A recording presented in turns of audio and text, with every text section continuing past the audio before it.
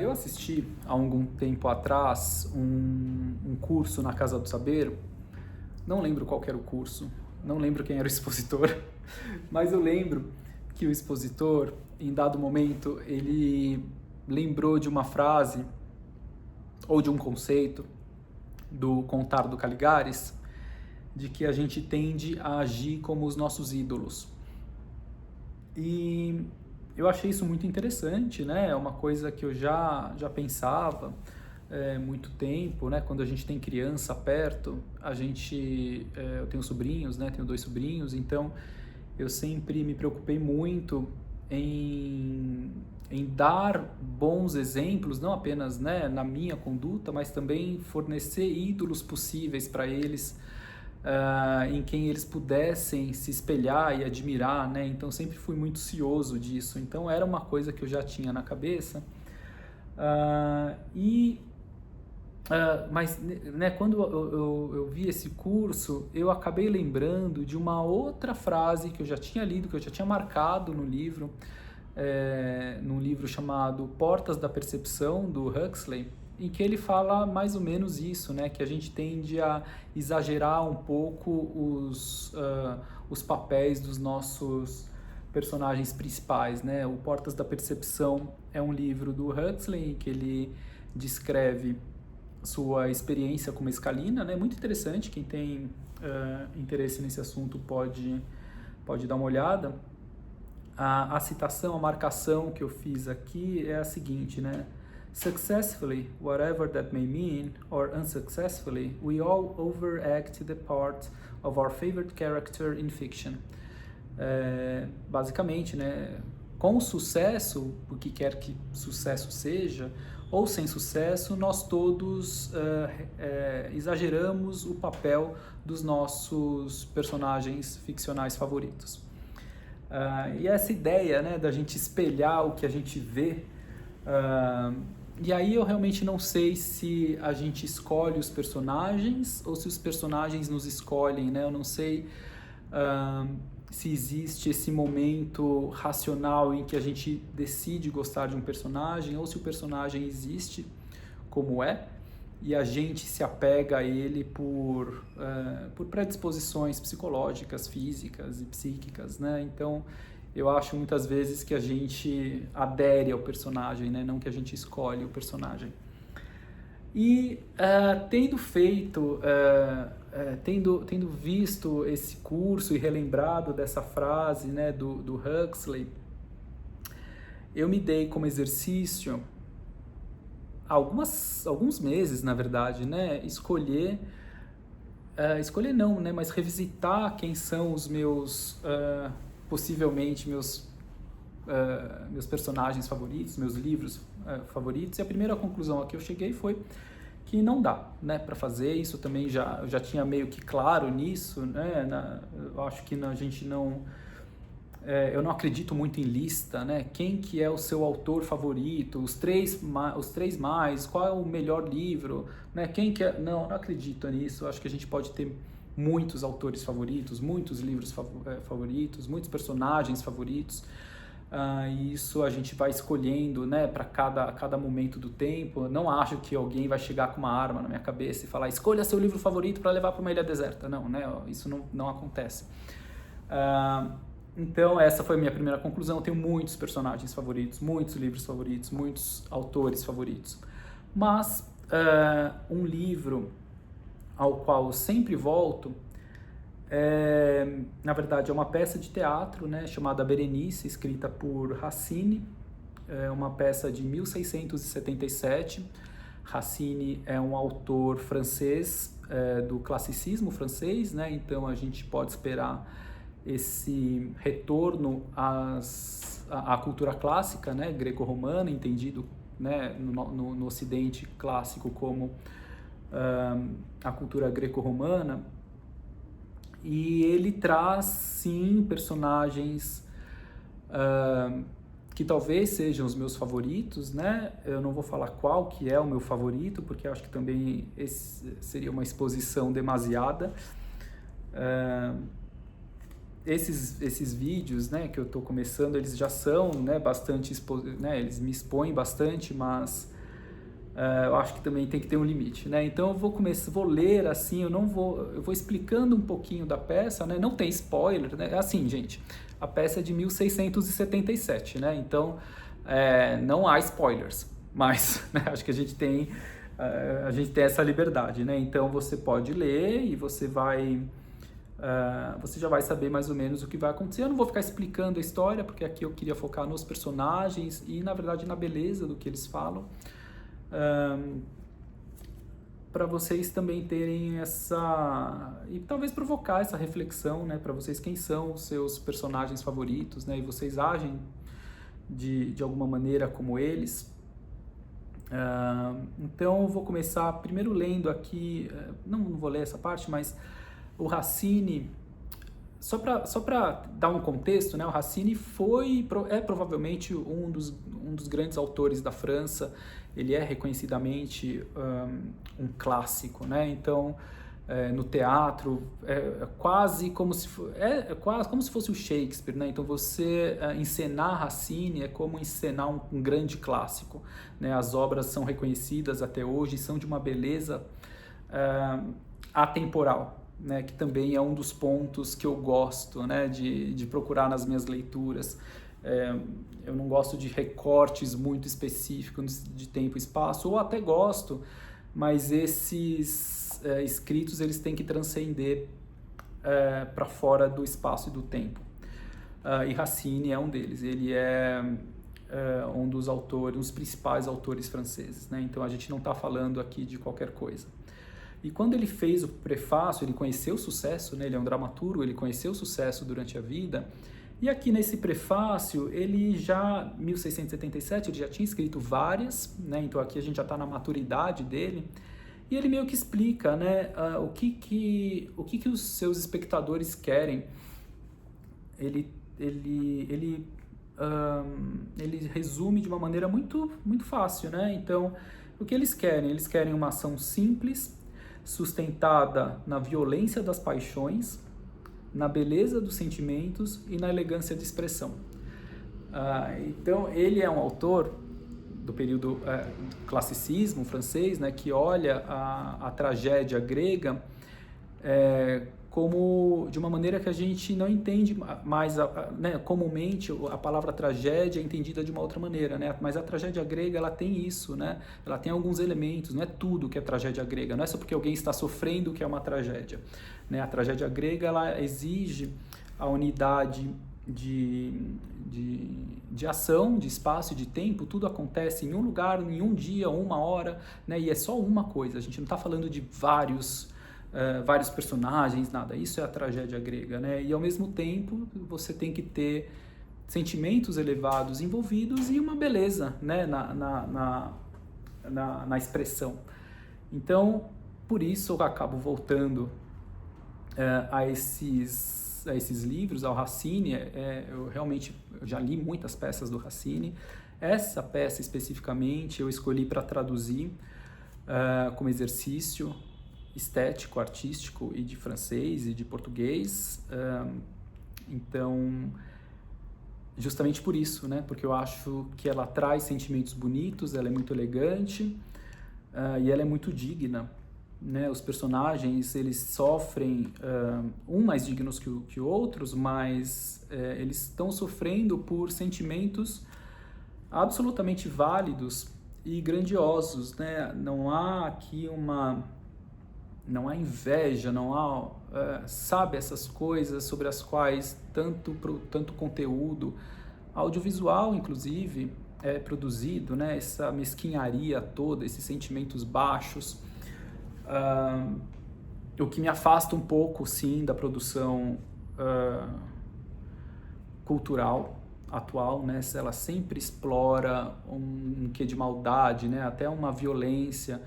Tem a coisa mas é uma violência estética, né? Não acho que exista violência estética. Toda violência é horrorosa, né?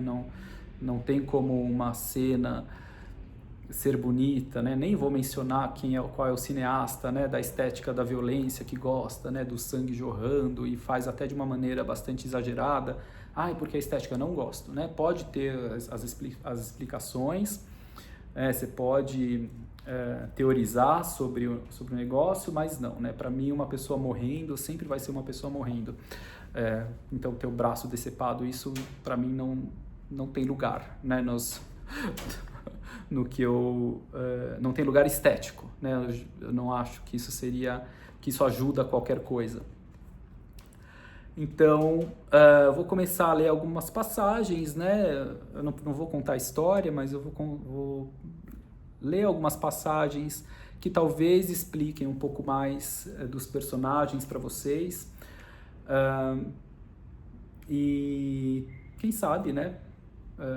Provoquem vocês a ler essa peça, que é belíssima. Então, aqui, basicamente, a peça se dá em volta de 3 personagens, né?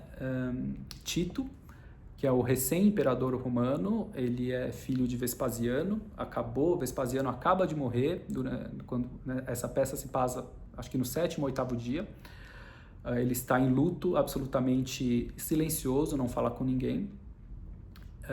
Temos Berenice, que ama Tito e é amada de volta por Tito também, que é rainha da Palestina.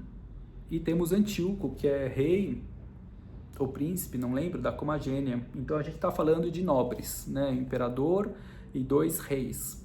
Então aqui também você já pode esperar uma dignidade dos personagens, né? Normalmente, né, no clássico existe sempre uma dignidade. Os reis, eles podem ser ruins, mas eles sempre são dignos, né? Eles sempre estão ali à frente de um povo e eles se portam como tais. Então, temos Tito, que ama Berenice, Berenice, que ama Tito, e temos Antíoco, que ama Berenice em segredo, porque ele tornou-se muito amigo de Tito e acabou tornando-se muito amigo de Berenice, mas a verdade é que ele ama Berenice. E nesse momento, qual é o estopim da ação dessa peça? Toda Roma está esperando que Tito vá casar com Berenice, mas Tito não pode se casar com Berenice, porque uma regra sagrada do Império Romano é que o imperador não pode se casar com uma pessoa não romana, especialmente uma rainha de um outro povo, né? Então ele está afadado aqui. Isso é muito da tragédia também, né? Da tragédia clássica. Todo mundo já sabe o que vai acontecer, existe essa regra. Então, meio que a ação se desenvolve na sua frente, você já sabe que Tito não vai ficar com Berenice, que Berenice vai sofrer, porque existe uma regra que não pode ser quebrada, né? Então, também a questão do spoiler que eu falei antes, não é muito, né? Todo mundo já sabe o que vai acontecer, as histórias clássicas todos já conhecem. Então, a beleza desse livro é você ver como que a coisa se desenrola, né? Então, aqui, o primeiro trecho é de Antíoco. Antíoco fala, né? D'un voile d'amitié, j'ai couvert mon amour. De um véu de amizade, eu cobri meu amor. Quem nunca, né? Quem nunca se fez passar por amigo, ou até foi amigo, das pessoas de quem amou, né? Então, isso é um sentimento muito comum, né? A gente fingir-se amigo, ou apresentar-se como amigo, ou tentar recortar o amor e só apresentar a amizade, né? Um véu de amizade, esconder o amor. Antíoco. E aqui ele fala, né? Aí ele resolve falar para Berenice, né? Finalmente, então quando toda Roma está se preparando para receber Berenice como imperatriz, ela ainda acha que ela vai ser imperatriz nesse momento, que Tito vai, né? Vai casar-se depois de tantos juramentos de amor, etc. Vai casar-se com ela. Então ela ainda acha aqui. Então o Antíoco ele decide confessar. Então, de alguma maneira, ele explica porque está indo embora e ir embora, justamente porque ele não vai suportar ver aquele casamento. Então, é uma violência da paixão, como Racine falou antes, né? Então, je fus des yeux distraits qui me voyant toujours, ne me voyant jamais. Eu fujo dos olhos distraídos que me vendo sempre e não me veem nunca. Bonito isso, né? Quando isso volta depois em outro trecho que eu separei, que o amor ele exige um olhar específico. Não é um amor qualquer, né? Tô te vendo, mas você não está me vendo, né? Quem nunca também, né? Não quis esse olhar especial da pessoa amada para si. Então o Tito tem isso, né? O sentimento dele é essa amizade, esse amor secreto que por fim é confessado e não correspondido. Então Antíoco está no lugar do amor não correspondido. E aí Tito traz o problema. Qual que é o problema, né? Então ele sabe, né? Então durante esse período de retiro dele, né? De luto e retiro, ele sabe qual que é o problema. Ele sabe que ele não vai poder casar com Berenice, né? Então ele fala, né? Homme, observe aujourd'hui ma conduite nouvelle. Quelle honte pour moi, quel présage pour elle, si dès les premiers pas, renversant tous ses droits, j'ai fondé mon bonheur sur les débris des lois. Roma observa hoje minha nova conduta. Que vergonha para mim, que presságio por ela, se logo nos meus primeiros passos, revirando todo o direito, eu fundasse a minha felicidade nos restos da lei, né, nos débris da lei. Débris é uma palavra francesa, mas acho que ela existe em português também. Então esse é o problema, né? Como que o imperador abriria a mão da própria felicidade para... abriria a mão, não, ela seguiria a própria felicidade abrindo mão da lei, né? E isso é um discurso muito ocidental hoje, né? Ocidental, né? Eu acho que é um discurso muito da felicidade individual, né? Que você faz tudo pela própria felicidade, e aí a gente tem dó do príncipe que não pode casar com a pessoa. Assim, né? A gente está fundado nessa ideia, né? De que de que o direito máximo humano não é nem a vida, né? Mas é o direito à busca da felicidade. Então aqui ele já está, né? Ele sabe, não, né? Que horror, né? Que vergonha para mim seria se eu buscasse a minha felicidade sobre os restos da lei. Então ele sabe que a regra de casar-se com romana, ela é imperativa e ela vai acontecer, né? Então ele sabe, até ele teria vergonha se ele não casasse, se ele se casasse com Berenice, né? Só que ao mesmo tempo ele é muito covarde, né? Não no sentido de covarde, porque ele ganhou muitas lutas, ele ganhou muitas batalhas, né? A famosa dele historicamente, né? A batalha da Judéia, né? E aí ele chama Antíoco, que é muito seu amigo, né? Ele não sabe que Antíoco tinha falado para Berenice que ele amava, e ele fala: Antíoco, tem um trabalhinho para você. Vai falar lá para Berenice que nós não podemos nos casar, né? E aí vem, acho que a frase, né, os versos que eu mais gosto desse livro, que eu sempre retorno, né? Talvez é o que eu mais me lembro do Racine, talvez seja, né? Então, e aqui, né, lembra que Antíoco estava achando que eles iam se casar, né? Então a primeira pessoa para quem Tito fala que não vai se casar com Berenice é Antíoco. Então ele fala: hélas, de ces grands changements, il ne me reviendra que les nouveaux tourments d'apprendre par ses plaies à quel point elle aime. Je la verrai gémir, je la plaindrai moi-même, pour fuir de tant d'amour, j'aurai le triste emploi de recueillir des pleurs qui ne sont pas pour moi. Belíssimo, né? Então, hélas, céus, né? Dessa grande alteração, né? Dessa grande mudança, não me virá nada além de um novo tormento, né? De aprender por seus prantos de Berenice até que ponto ela o ama, Tito. Eu a verei gemer, eu sentirei pena dela, por fruto de tanto amor, eu terei o triste dever de recolher os prantos que não são por mim. É belíssimo, né? E acho que quando você tem você vê a pessoa que você ama, sofrer por uma outra pessoa e você, né, atrás desse véu de amizade, ser chamado a consolar essa pessoa, é muito doloroso, né? Então ele está aqui nesse, né, de quem ama não correspondido, e não apenas, né, ele vai ter que ver os prantos, né, do amor não correspondido, na verdade do amor não realizado, entre Berenice e Tito. E aí Berenice é injusta, porque quando ela ouve de Antíoco, né, que Tito não quer se casar, ela acha que Antíoco está fazendo uma fofoca, uma mentira, né? Ele criou todo um estratagema para convencer Berenice de que eles não iam se casar, porque ele tinha acabado de confessar que ele amava Berenice, né? E aí,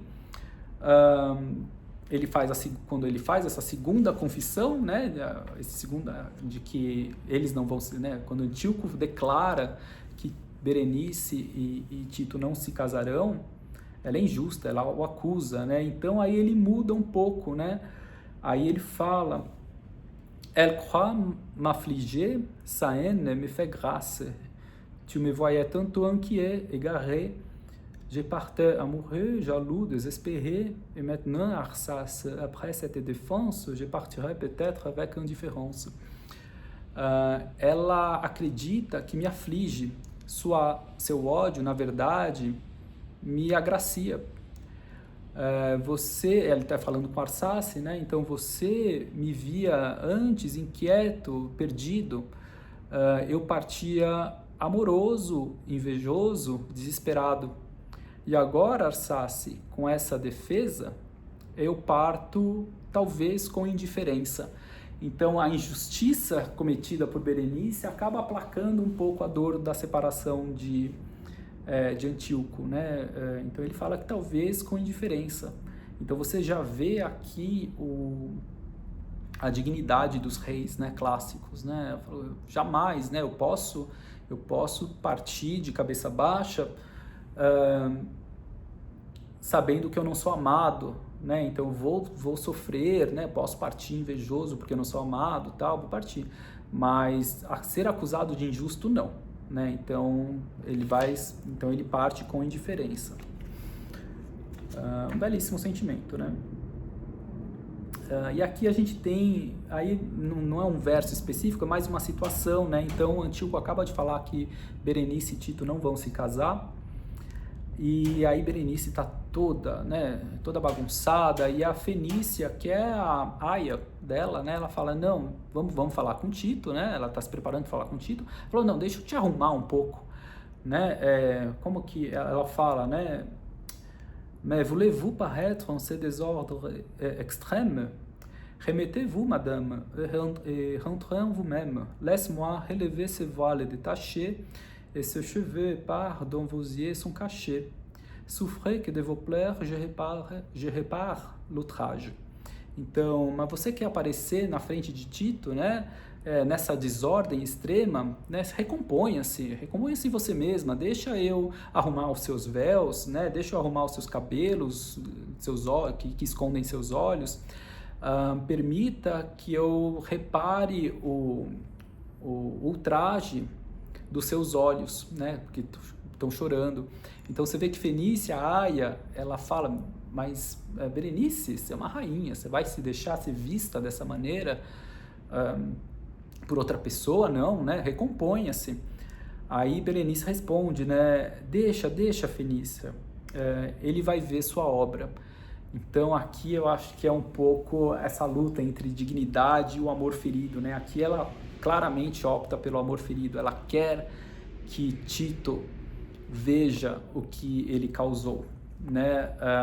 E sendo uma rainha, isso é uma coisa absolutamente grandiosa, né? Ver uma rainha em desordem, chorando,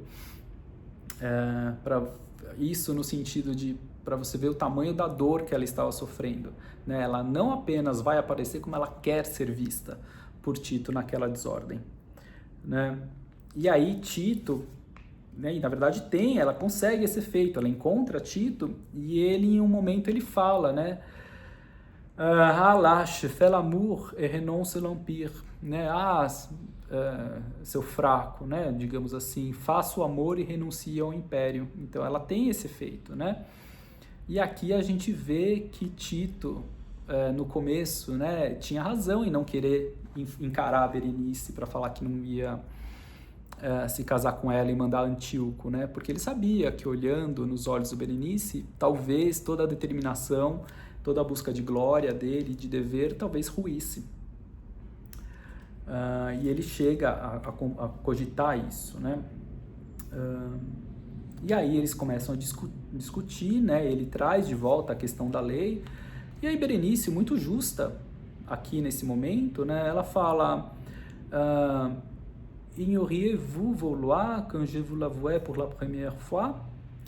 Ne donne point un cœur qu'on ne peut recevoir. Então ela fala, mas escuta, né? 5 anos, quando a gente começou, quando falei que eu te amava e você me falou que me amava, você ignorava essa lei, né? Por quê, né? Só agora. Não dê um coração que não pode ser recebido.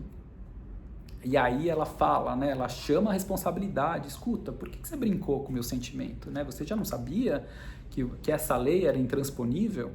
Por que você não falou? Por que não interrompemos isso logo no começo? Não, você deu corda, né? Você me jurou amor, passamos todos esses dias juntos, e aí?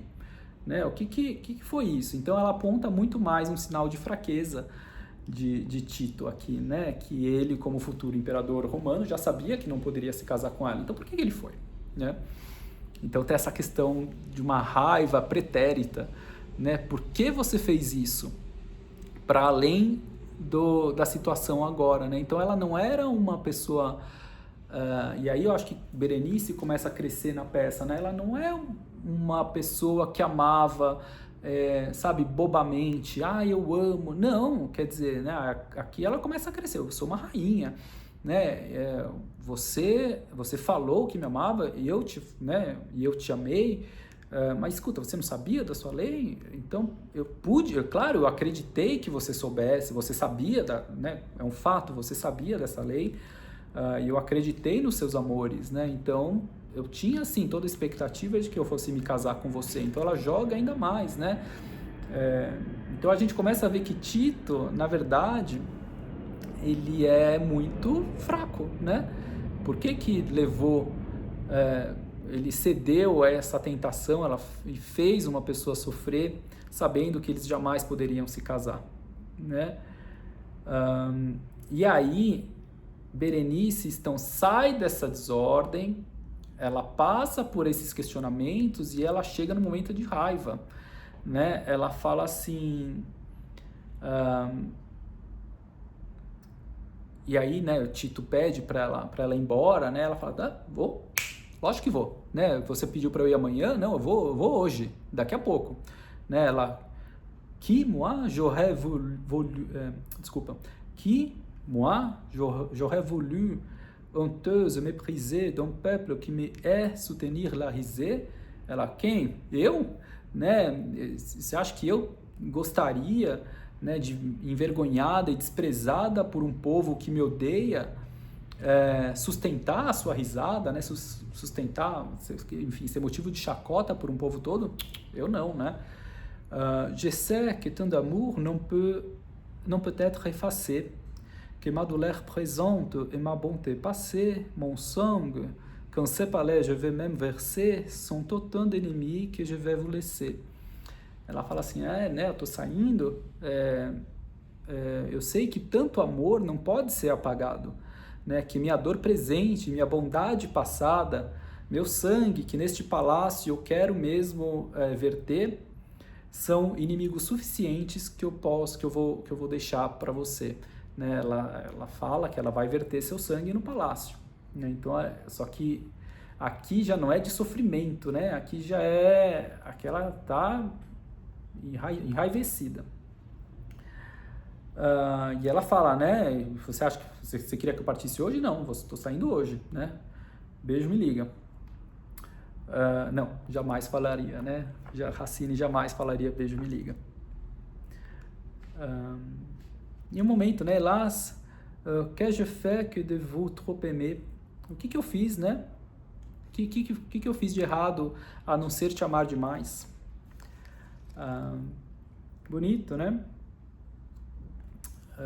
E aí a gente continua, e aí Tito volta, né, desse momento de fraqueza, e agora, né, vendo também a reação de Berenice, e aí ele volta também ao papel dele de imperador, né?